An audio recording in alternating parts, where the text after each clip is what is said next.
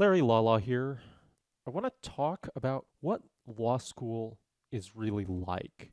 What does it feel like? You've heard descriptions, but it's harder to know what you should be doing in law school if you don't have a sense of the actual uh, mental and emotional pressures that you'll be under. Here it is. You've got three sources of pressure starting from the beginning. You've got piles of books, you've got other students, and you've got professors.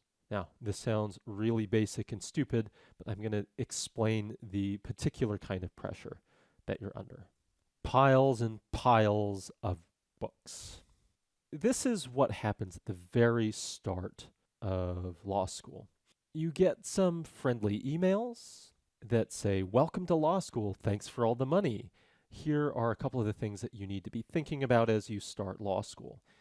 You then can maybe check for the first assignment because you don't get an easy first day of class in law school. You start full on as if you were in the middle of the semester.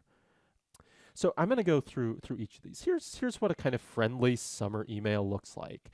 Dear members, this is from last year, the class of 2019, maybe in your class, the class of 20. I'm pleased to welcome you, blah, blah, blah, blah. Here's all this essential information about things that you have to do pre-orientation, stupid ice cream mixers, or actually, since you're in law school, it usually involves alcohol, some kind of orientation. In UCLA's case, you have a completely intro and mandatory course, an introduction to legal analysis, and blah, blah, blah, blah. Funny thing is, they always say, take it easy. We wish you a safe, productive, and enjoyable summer. We also hope you take time to relax, as if there's nothing you can do to prepare for law school. From the kind of early initial emails, if you check things pertaining to the first week, maybe you'll be pointed to a list of first assignments or syllabi. So here's what a first assignment looks like. This is Katrina Wyman's class, basic property class from NYU Law. This is the casebook. I'll put supplemental readings up. For the first class, please read pages 1 to 42 of the casebook and this article. Easy, right? 40 pages. This is a professor I actually did have for contracts my first year, Professor Clayton Gillette. Really smart and a little bit scary. And this is a little bit what his syllabus looks like. So you've got it by class, not necessarily by date. Assignment 1, Theories of Contract, Enforceable Promises. So it's these pages in the casebook. So, that doesn't look so bad, right? And then you've got to read parts of the restatement of contracts. That's what the R2, 1, 2, 4, and 7. Doesn't look too bad, right? Easy, right? Here's another one from Professor Rachel Barkow, who teaches admin and criminal law at NYU. This is her syllabus. We meet 2 times a week for 2 hours. It tells you a little bit about the class, but here's the casebook, Cadis Schulhofer, which is one of the leading crim casebooks. So we start, and here's a bunch of pages. I mean, this is well over 100 pages. Okay. The CB is the casebook. So you get, kind of assignments all over the place. Maybe they're 30 pages, maybe they're 40 pages. So that's that syllabus. So what do these casebooks look like? You must have seen them. This is a photo by Layli Saber. Some of these are repeated. So this is Problems in Contract Law, Civil Procedure book. This is a supplement, so it's not technically assigned reading. But these are pretty big books. So here's another pile of casebooks. This is a mix of first year and other classes, constitutional law. You tend not to get environmental law until later. Okay, that looks like a kind of intimidating stack of books. So let's go back to this. This is like a 40-page assignment. What does that actually look like over the course of a semester? Let's say this is a typical assignment. So let's say that the average assignment is 225 pages.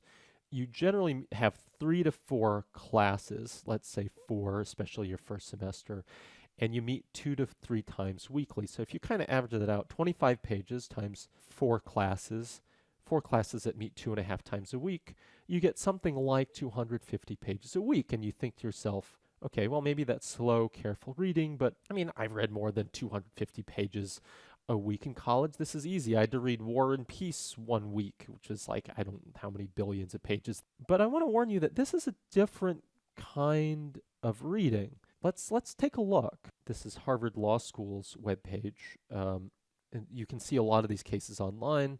This is the famous Hawkins versus McGee, often one of the first reading assignments that you have in class. A sumsit against a surgeon for breach of an alleged warranty of the success of an operation, trial by what the hell is this? What's a sumsit? Okay, defendant motions for a non-suit and for a directed verdict on the count of I mean, what the hell is this? Okay, maybe this is a 1929 case, maybe it gets better. No, we have to read Mills v. Wyman, the general position, then a moral obligation. What the hell is this? It's 250 pages a week of this. At least War and Peace was literature. This is nonsense. Scott Turow, who wrote the book 1L about his experiences as a first year at Harvard Law School, once said that reading cases is like mixing cement with your eyelashes. Let's go back. This 250 pages a week is not easy reading. And a case book is not a textbook. You're supposed to read this nonsense or this nonsense and figure it out. How do you prepare for this? You can read and reread and read again and read again. You can do something that's called making case briefs, which we'll discuss in another video. Or you could spend all week just reading cases. All of your time in law school outside of class reading cases so that you really get it. So that's one source of your pressures. The next step is, there are other students. You are going to class with a bunch of other people. You're kind of, depending on how big your law school is, you're broken up into sections. So you sit with 100 other peers or 50 other peers, and you kind of sit in little crescents like this with a professor here, or sometimes you sit in squares with a professor bow tie here. And who fills up these wonderful benches? Your peers. The other students are your peers. They're just like you in the sense that they fall within the same GPA range and LSAT range. By design, law schools pick you because you're of a certain level of qualification. No one is a bad student in law school. Everyone is Hermione. But is that really you? And this is like Hermione towards the end of the books. No, this isn't really you. This is like experienced Hermione who's covered in dirt and wounds and stuff like that. When you start law school, maybe this is you, but you're just sitting there. So maybe this is really you. Yeah, that's really you. That's really you. Or if you don't understand the whole Hogwarts thing, Velma from Scooby-Doo or Brainy Smurf, or you can tell that my references are from like 30 years ago. Just leave me alone. That's you on the outside, or that may be how you see the other students. Everyone seems really impressive when you get to law school. This is certainly how they will see you. But the funny thing is, everyone arrives with what's called imposter syndrome. This is an actual, and instead of feeling like Hermione, you feel like poor Neville Longbottom, the Schlemazel of the world, the guy who gets the soup spilled on him, and there's Hermione laughing at you. And this is how law school can feel. You feel like an imposter, you feel like a terrible student, and then you look to your right, and there's a peer, there's a bright Hermione who's got her hand up and knows the answer. Oh, and there's another Hermione. And all these people seem really smart, and Hermione, like they're all speaking certain well. And oh my God, it's like an army of Hermiones, and maybe in the corner there's maybe you got a Velma and a couple extra Hermiones. But this is how you feel. You kind of get there and you see a bunch of other smart people, but you feel like Neville. This is a really common thing. But remember what you really are. This isn't you on the inside. You're also like Hermione on the outside. I forgot to wave a wand. Let's do that again. At blah. So this is you, but you just suffer under the illusion that you're also like Neville, but this is you on the outside. And the funny thing is, everyone's in the same boat. You think you're the only one who feels this way, and you see this other Hermione on the outside, but really, that person also maybe feels like an imposter. But this is everyone in your class who is a Hermione who feels like a little bit of a Neville Longbottom. Thing to know that this is life in class. You should always be friendly. There's no reason to act competitive towards your peers. But keep in mind that at the end of the semester, on exams, life is kind of like this. It's the Hunger Games, or it's like Mad Max Thunderdome, 2 men enter, 1 man leave. Or it's like Battle Royale High. Look it up. It's a totally crazy and awesome movie, which is a lot like Hunger Games, but with a lot of Japanese students in really formal uniforms. It's awesome. There's no reason, even if exams are like that, there's no reason to act competitive towards other students, not to kind of share materials with them or help other students. Because the exam you just take in isolation. One thing to remember is that, I mean, and maybe this is bad news, is your exam performance is based on skills that only you can develop. There isn't a magic piece of material. There isn't a magic outline. There isn't a magic case brief. There isn't a magic supplement that you can buy that's going to make the big difference. The good news is that your exam performance is based on skills that only you can develop. So if you actually develop the right skills, you can win these competitions. But it has to be you that develops these skills. Last part of the stress trifecta is professors. This is the professor of film professors, Professor Charles Kingsfield Jr. from The Paper Chase. The awesome thing is that if you Google John Houseman, you also get this. I love to imagine him with these awesome matching tattoos with his. The Paper Chase is now 43 years old. I think it's worth watching. It's totally exaggerated and over-dramatized, and you don't have to stand up in class when you speak. But I think it's emotionally accurate. It gives you a decent sense of the terror that students feel, and a bit of what I talked about earlier with Hermione and people feeling like frauds and that kind of thing, but also the terror that professors seem to instill in their students. But again, this is an old movie, so there's a more modern analog, and I think we go back again to Harry Potter. Severus Snape. Everyone knows what Snape is like, at least to the heroes of our story, Harry, Ron, and Hermione, imperious and punishing. Imagine Snape saying, Kingsfield line, recite the facts of Hawkins versus McGee. And here's you as poor, somewhat older Neville Longbottom. You read the case, this case, and yet now your mind is a perfect blank. So he's kind of shooting death rays with his eyes at you, and you're kind of waiting there, and suddenly you hear yourself say this. Oh, well, there was like, stupid. Yes, Harry, no, not hand, Harry hand, not Harry Potter. Yeah, hand, Harry hand, I mean, like learned hand, hand, it's just altered. Anyway, there was some kind of and blood everywhere. No, I mean, there was like a contract. No, can I go to the bathroom?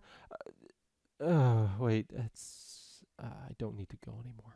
And you sit there, and Snape's looking at you, and the millions of other Hermiones are looking at you. Longbottom, what the shit was that? And suddenly he draws his wand and says, out of my deep sense of compassion for you, let me put you out of your misery. Avada Kedavra. And, that's like dead Neville or something like this. It's not a coincidence that I show Neville dead, because this kind of humiliation is quite literally our greatest fear. 74% of adults, fully grown adults, suffer from a fear of public speaking. Okay, my citation for that is something called statistic brain, but whatever. This comports with what we know and our experience. People are literally scared to death of speaking. They apparently fear speaking in public more than death itself. But this is more than public speaking, where you get to stand with a piece of paper and read to a bored audience. This is a public interrogation. There's no right answer. There's no right answer you can give that will stop the professor from grilling you. If you get the right answer, then the professor moves on to another line of questioning.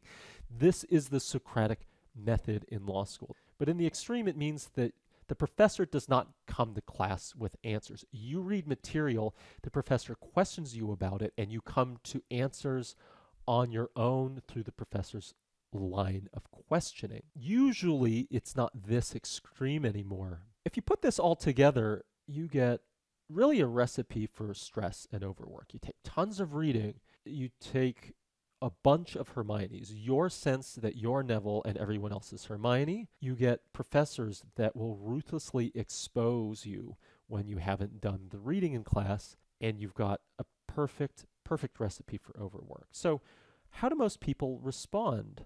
Everyone, this is your internal Hermione. You know what to do when you need to catch up. You hit the books, and those magic books are useless, but hey, here's a pile of useless books. And then not only do you have this internal Hermione, your internal Hermione has this other level of general antipathy from the Wonder Woman movie. You will train 10 times harder. You are better, Diana. Whatever that accent was. So you train 10 times harder. You read and you read and you read and you read.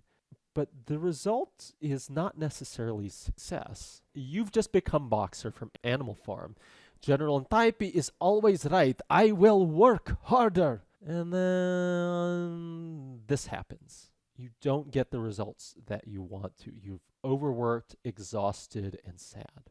So next time, I want to talk about how this fear of humiliation is one of the biggest obstacles to your law school success.